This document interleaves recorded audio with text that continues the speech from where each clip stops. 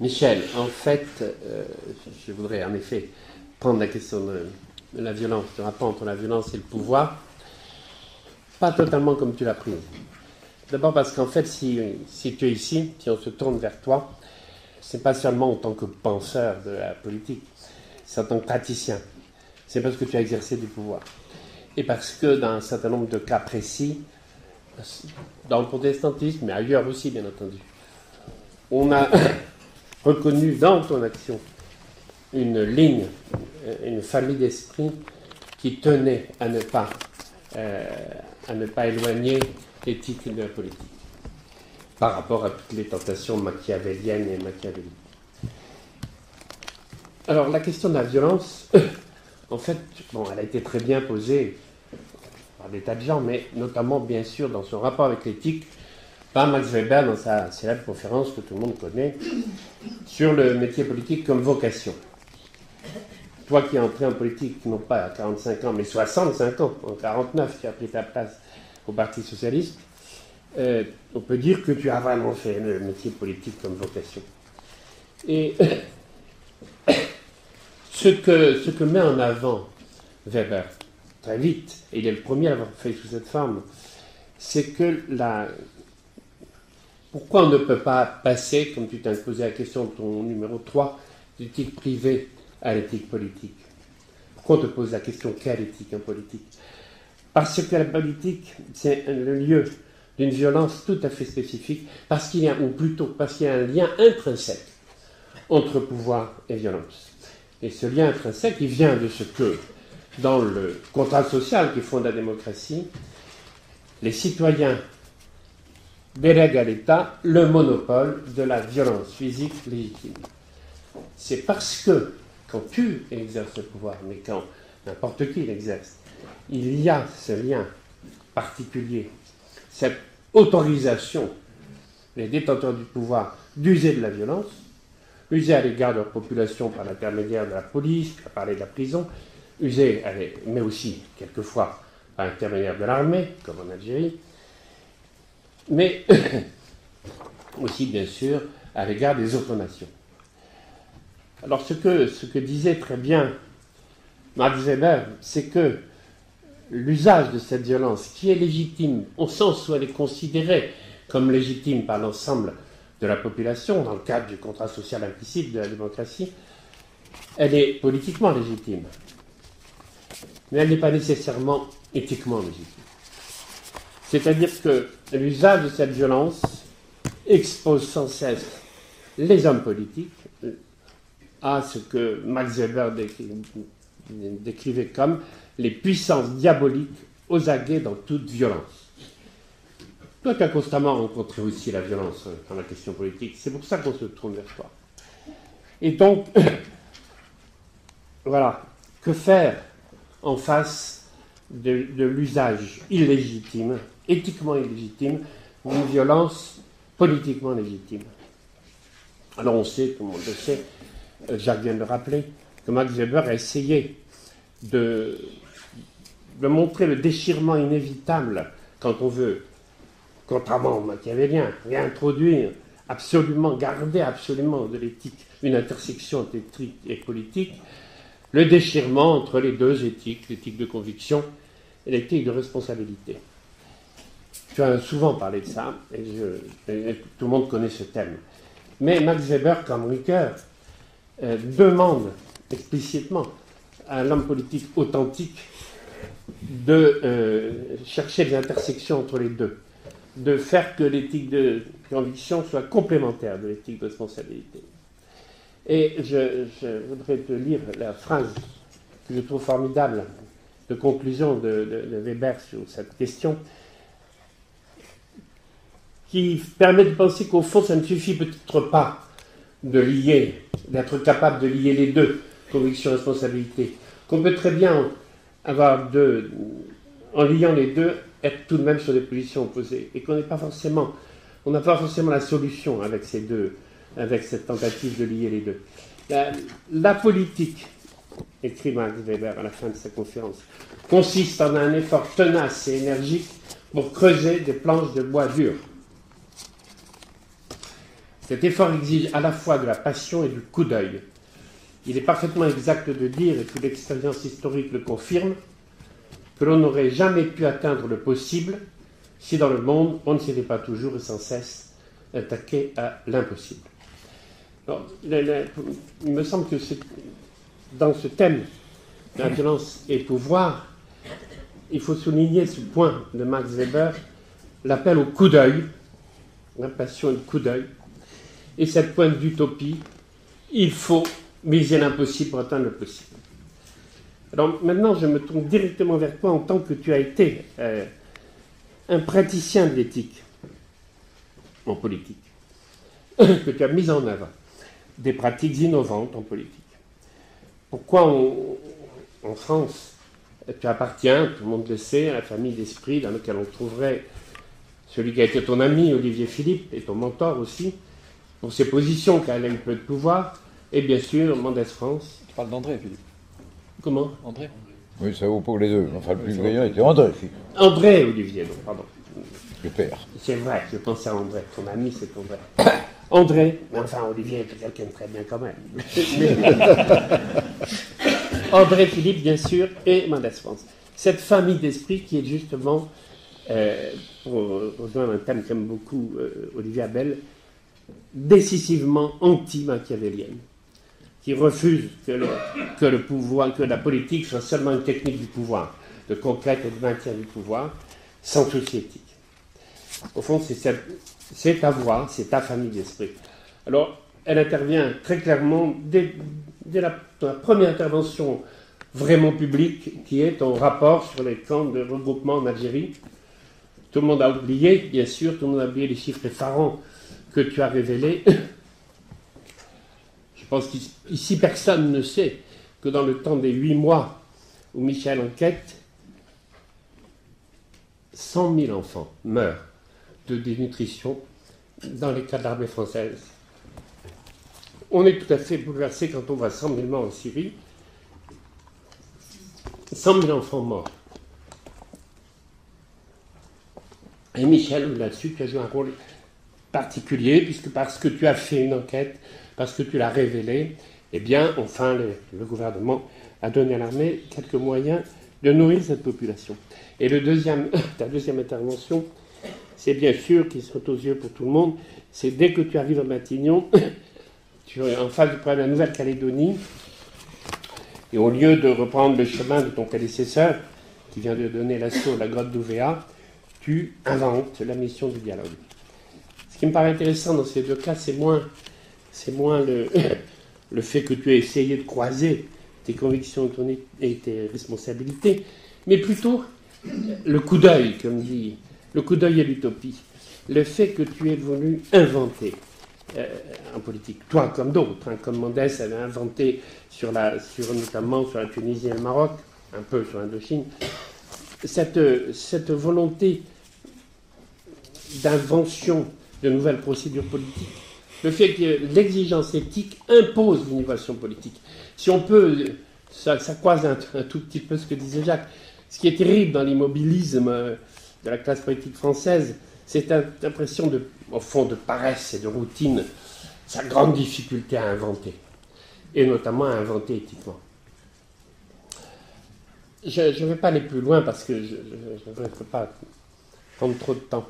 Mais ce qui m'a frappé quand tu as fait la préface à la republication que Duclerc et moi avons faite de ton rapport sur les camps de regroupement, c'est la manière dont tu introduis l'origine de ton éthique en politique. Tu ne l'introduis pas du tout du côté du protestantisme, par exemple, mais clairement du côté de la social-démocratie. Tu écris ceci. À propos justement du fait qu'en Algérie, d'une certaine manière, tu avais désobéi. Ou du moins, tu étais en marge de l'obéissance, alors que tu n'avais pas de pouvoir, que tu n'étais qu'un simple énarque en stage. Le problème se pose de savoir de quelle nature peut bien être cette éthique assez puissante pour servir de grille de jugement des actes de l'État, éventuellement de critères fondateurs pour l'acte de désobéir. Et tu continues, je suis social-démocrate, c'est une éthique universelle. C'est une éthique pour le genre humain. Elle se définit parce qu'elle exige de chacun, dans son rapport à l'autre, à tous les autres, cette affirmation de l'égale dignité et liberté de tous les hommes, dont ils n'ont pas le monopole. Les sociodémocrates ajoutent une vision profondément internationaliste et un refus délibéré de voir les conflits réglés par la force.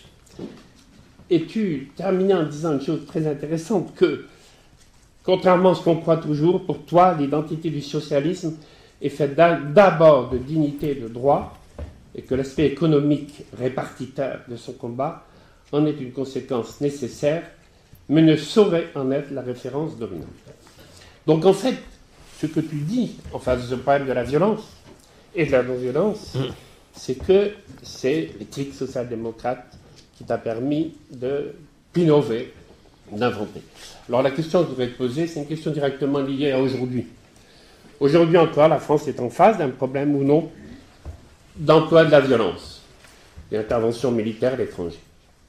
Je ne te demande pas du tout de dire ce qu'il faut faire en Syrie, ni de traiter le problème syrien, parce que tu m'as dit que ça te prendrait 1 heure, et là on n'a pas l'heure. Donc tu ne me parles pas de la Syrie.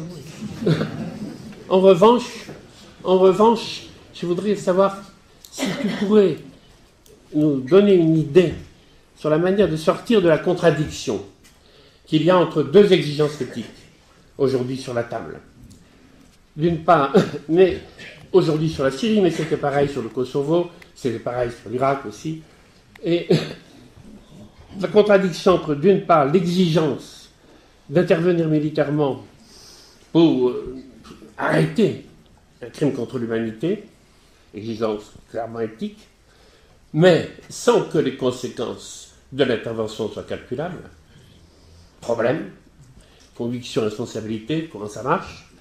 Et d'autre part, la seconde exigence, celle justement dans l'optique que tu signalais de l'internationalisme, de la vision social-démocrate, l'exigence de ne pas affaiblir le fragile commencement d'instance politique de droit international que représente l'ONU, dont la charte interdit l'intervention militaire en dehors du Conseil de sécurité, dont on sait très bien qu'il ne l'autorisera pas.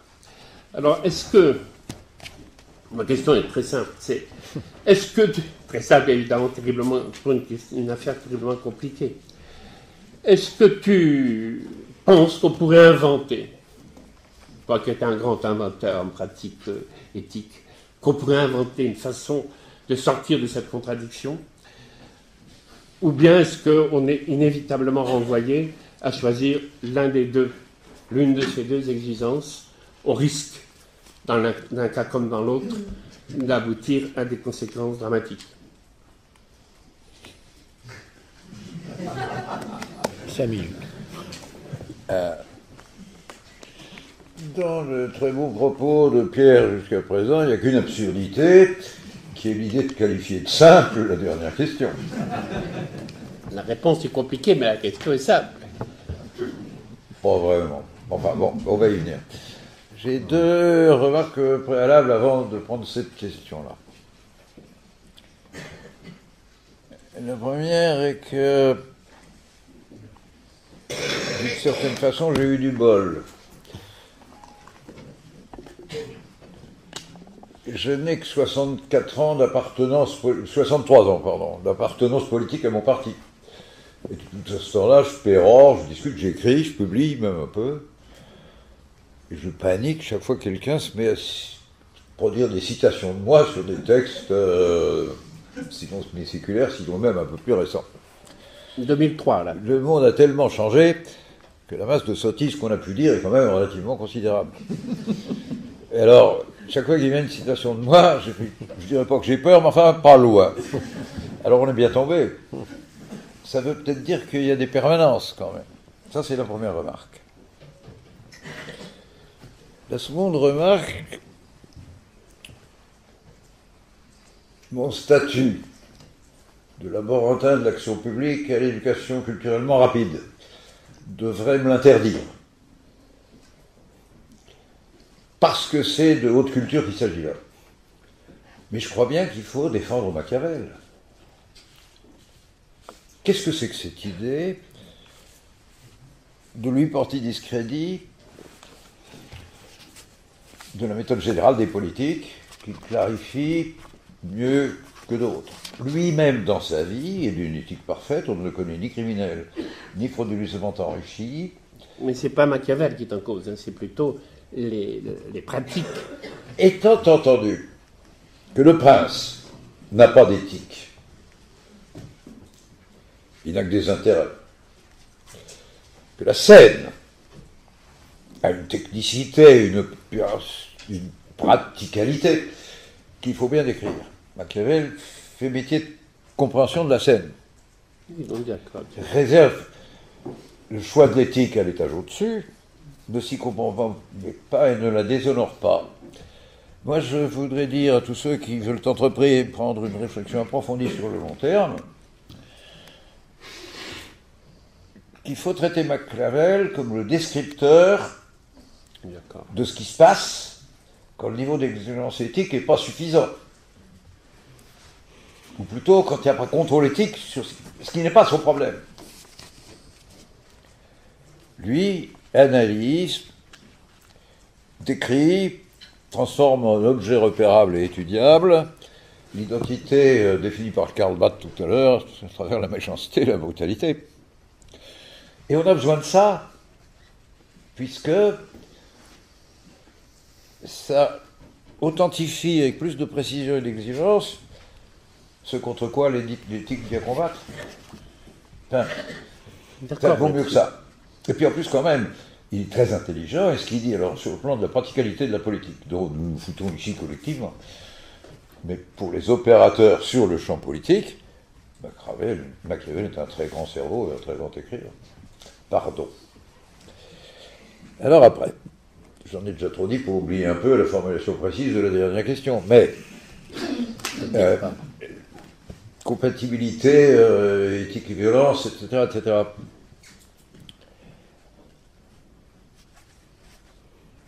Il me vient d'avoir cette idée que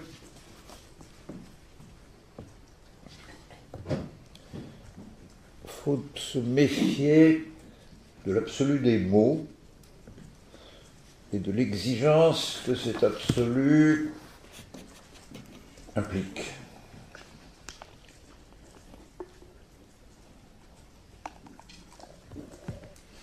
Dans la plupart des cas de la vie concrète en politique,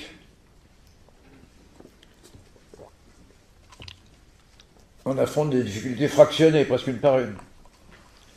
On avance avec des mini-compromis, chacun dans son coin. Et le jugement qu'il nous faudra avoir sur les acteurs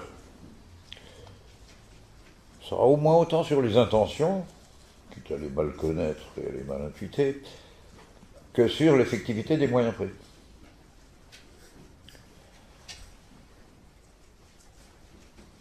Et je me garderai bien de trouver une règle générale. Le cas d'espèce, faut-il à tout prix, même s'il n'y a pas de légitimité, légalité, surtout générale à ça, interdire le crime à raison de la symbolique du crime, les armes chimiques, etc.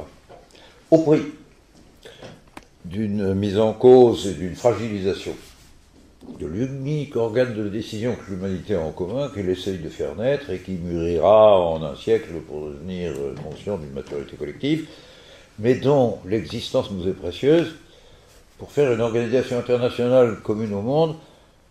Sur 6 millions d'histoires, on n'en a connu que 2. Le coût de fabrication, c'est une guerre mondiale préalable, c'est un peu onéreux. Je suis partisan de la préservation à tout prix, quelles que soient les imperfections. Et donc, fragiliser, ridiculiser l'organisme, le déborder, et se prétendre détenteur d'une légitimité éthique extérieure encore plus forte, c'est ultra grave. Ce qui veut dire que, dans la pratique, l'estimation de la dangerosité de chacune des deux options va être une affaire empirique, hors toute science exacte, où la personnalité même de l'opérateur qui va faire ce choix va compter dans ses partialités respectives. Impossible de faire des règles générales là-dedans. Non, Pierre, je n'ai pas de règles. Clair. Et puisque, Brut, que tu as osé transmettre à ce auditoire que je ne voulais pas qu'on parle de la Syrie, parce que être sérieux exige l'inventaire d'un champ d'une complicité extrême, et que c'est quasi pas possible. Mais tu l'as quand même cité. Bon. Et la citant, tu m'interdis de me défiler. Oh, c'est interdit de le faire. C'est interdit de prendre ce sujet. Quelle heure il est? Non, ne nous fais pas la Syrie, on y sera jusqu'à midi. Oh, ça... Ne nous fais pas la Syrie, on ira pas jusqu'à midi. Non, je te demande 7-8 minutes quand même. On demande à Olivier. On demande à Olivier. Oui. 7 minutes. Non, 8. Mais pas plus. Je te surveille. Hein. Salopard, la censure maintenant. Tu vois comment la liberté de penser du politique est entravée par des pressions extérieures. C'est calme, mon vieux. La Syrie est un des plus grands sacs d'embrouille, dramatique en plus, mais sac d'embrouille total, qu'on est connu sur le champ politique depuis bien longtemps, et actuellement, il n'y en a pas de pire. Tout interfère, tout se contrebalance. Il n'y a aucune espèce de clarté, d'une préférabilité d'un camp par rapport à l'autre. Et ce qui me paraît essentiel de vous dire, c'est pas ce qu'il faut faire, j'en sais rien moi.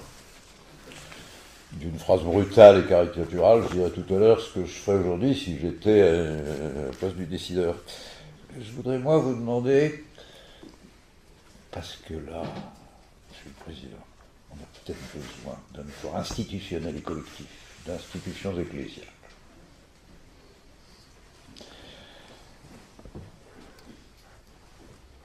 La Syrie est arabe, et en même temps, elle est musulmane.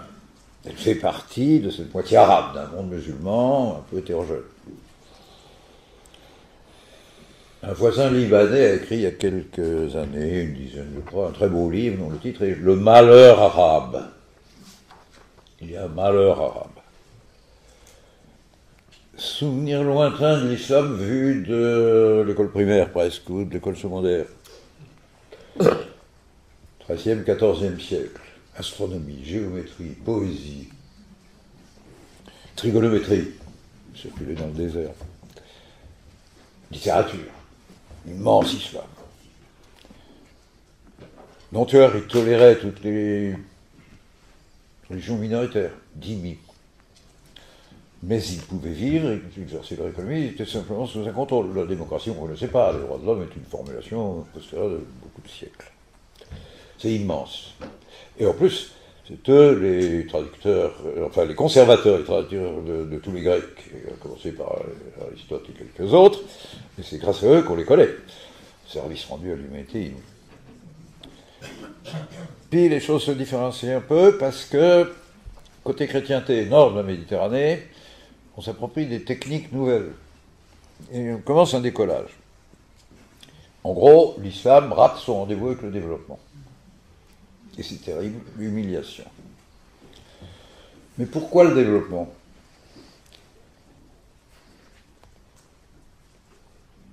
Fous-moi la paix avec ta montre. J'ai obéi. Non, oui. On avait décidé qu'on serait sérieux. Le développement, ça se produit quand tout le monde veut que ça change, et on a les outils, les techniques. Or, personne n'a jamais vu qu'un développement, au sens le plus général du mot, mais y compris le quantitatif du revenu, du bien-être et de la consommation et de la survie. Personne n'a jamais vu que les développements fassent ont bouleversé tous les rapports sociaux. Hommes-femmes d'abord. Ultra fragile aux yeux de toute religion qui se respecte. Parents-enfants aussi. Lettrés, illettrés. Donneurs d'ordre, subordonnés. Tous les rapports changent. Dangereux. Or, le long de la période, les pouvoirs politiques en zone d'islam, qui étaient tous dictatoriaux, prennent conscience d'une part, et puis ils sont déjà presque sanctionnés par les sentiments de la population, c'est trop tôt pour parler d'opinion publique. Ils sentent des besoins de consolider leur légitimité dans ce ratage pendant que la puissance est évacuée par ailleurs. Et ils s'accroissent à la jonction avec les institutions ecclésiales, islamique, musulmane. Ils se défendent comme ça. Qu'est-ce qui s'est passé aux chrétientés? Mais comme en islam, tout développement fait peur aux églises. Et toutes d'ailleurs ont interdit le prêt à intérêt. Et toutes d'ailleurs, je rigolais avec le fait que les évêques étaient contrôleurs de prix il n'y a pas si longtemps, l'économie catholique, la religion catholique apostolique et romaine administrait la bonne économie. Et commandait le pilotage et la régulation de la bonne économie. Un petit millénaire, rien que ça. Pour que le développement se fasse, il faut que ça craque. Il faut que des techniques visibles et appropriables, la boulangerie, les fours, le collier rigide, tirant sur les épaules du cheval plutôt que de la trachée, la roue, les moulins à vent, aujourd'hui Internet, l'appropriation indirecte du savoir, je passe, soit technique, soit appropriable par un peu tout le monde et que tout le monde veuille y aller.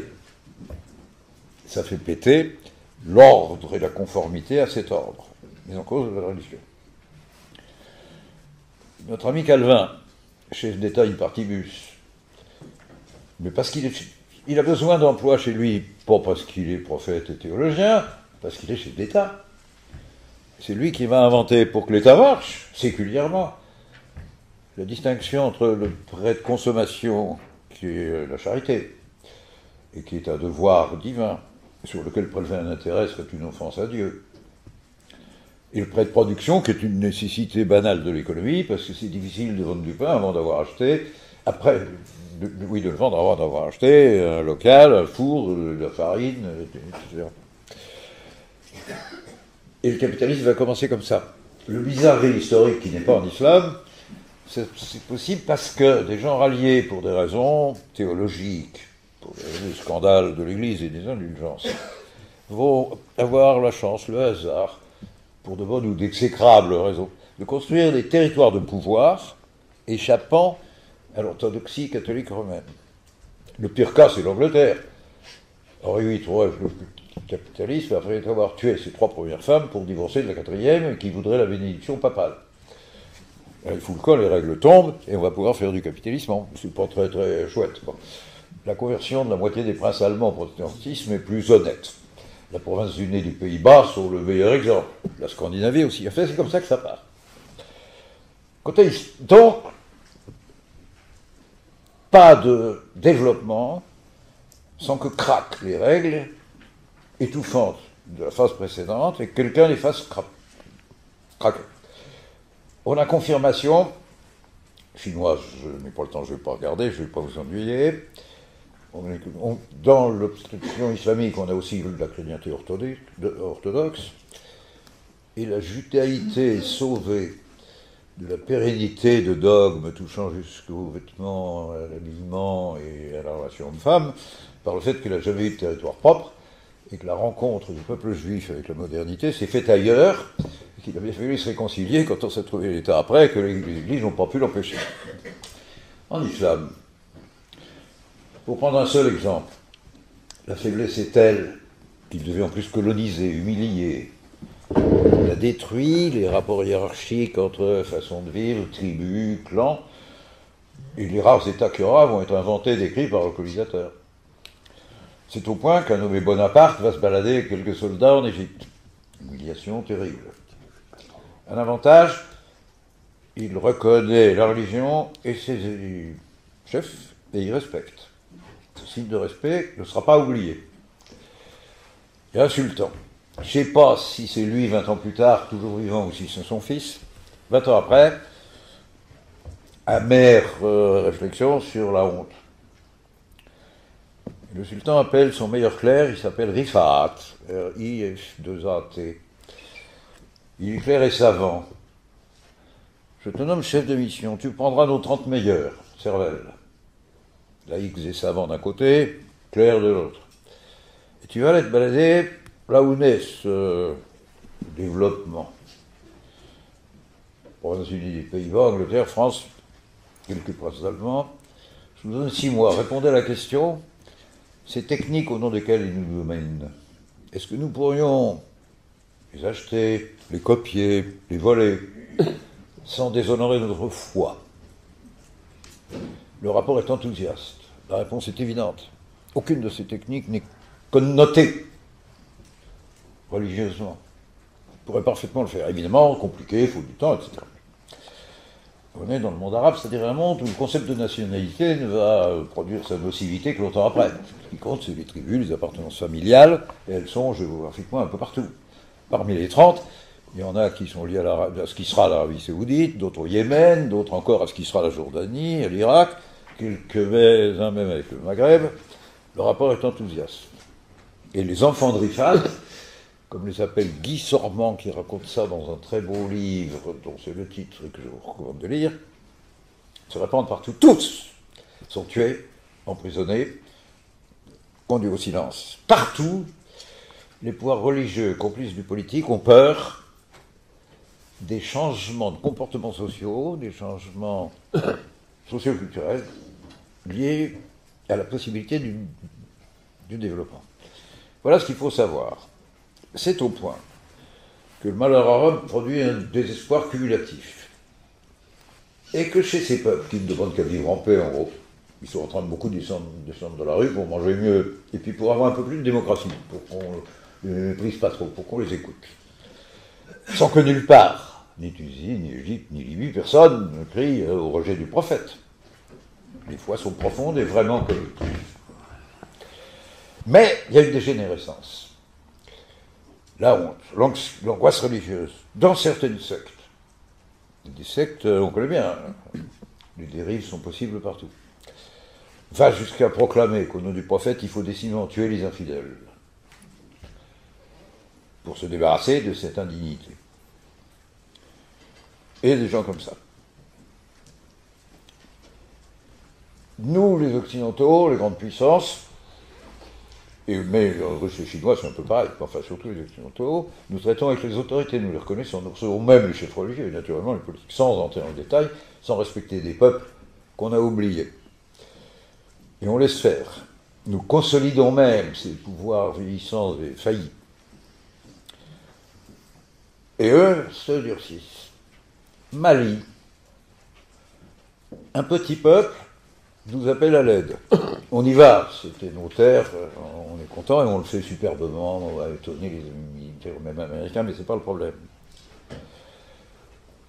Arabie Saoudite, Qatar, grands chefs religieux, les politiques se méfient, la France c'est gros, si on comprend, ça peut avoir de l'attention, les chefs religieux dénoncent la France en train de reconstruire son empire, les croisades en train de recommencer, la domination de nouveau sur l'islam. Première mondiale, inconnue de tout le monde, bien que publiée dans la presse. Je ne l'ai pas inventé, je l'ai lu, mais vous l'avez tous oublié, vous l'avez lu aussi. Le Conseil supérieur suprême islamique du Mali, c'est petit, qu'est-ce que c'est géopolitiquement, est la première institution religieuse au monde qui, au nom de l'islam, va apostropher ses collègues et dire « Chers frères, vous vous trompez. Notre peuple était en train d'être violenté et détruit par une bande d'affreuses brutes qui mensongèrement invoquent et déshonorent le nom du prophète et voulaient détruire notre peuple. Nous avons appelé à l'aide. Des infidèles nous sont soutenus. Chers frères, en islam, ne les insultez pas, remerciez-les. » Ma conviction, le monde arabe tout entier, c'est compris, c'est que nulle part, il n'y a pas d'usine, il n'y a pas de vraie force.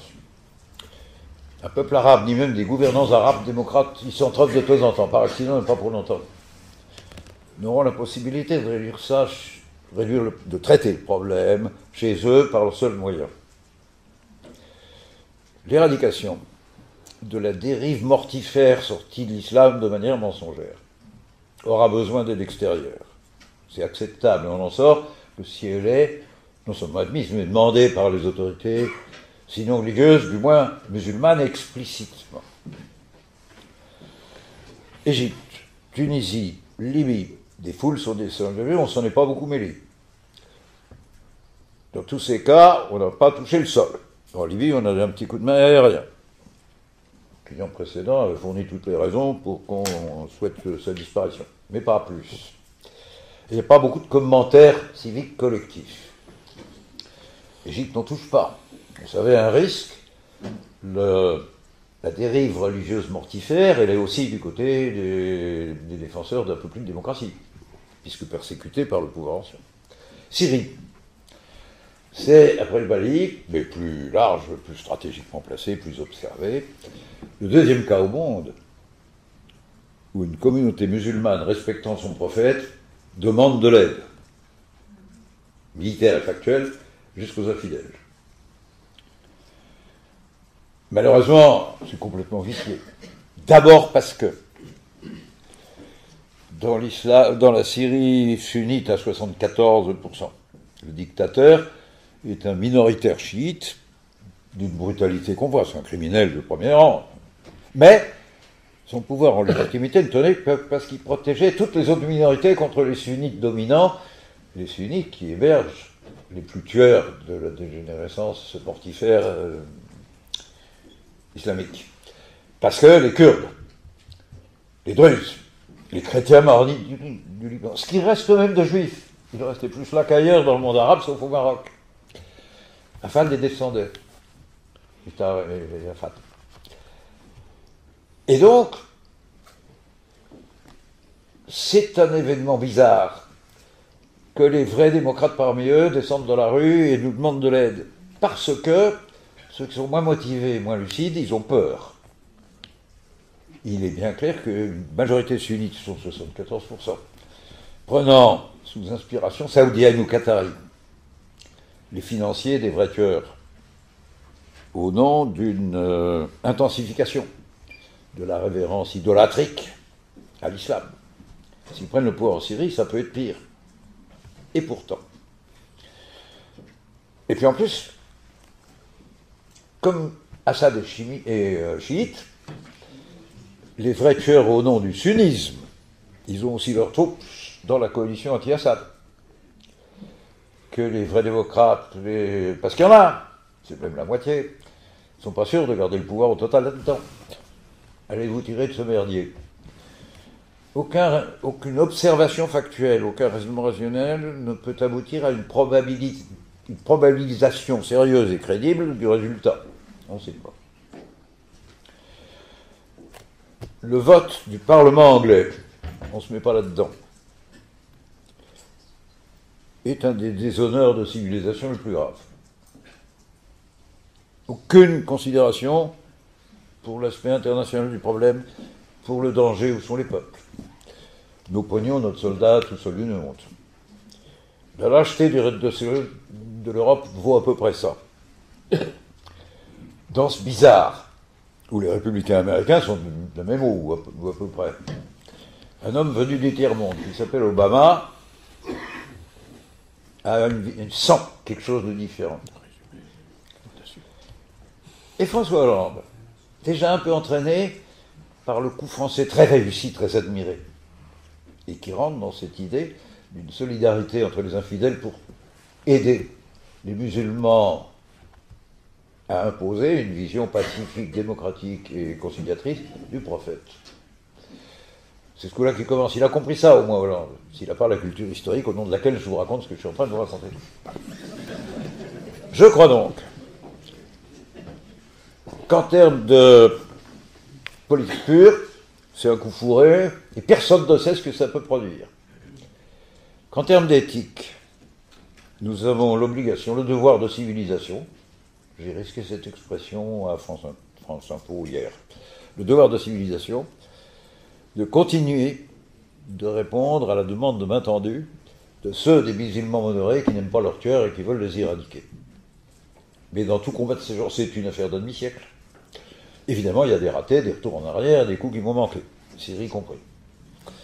À votre santé.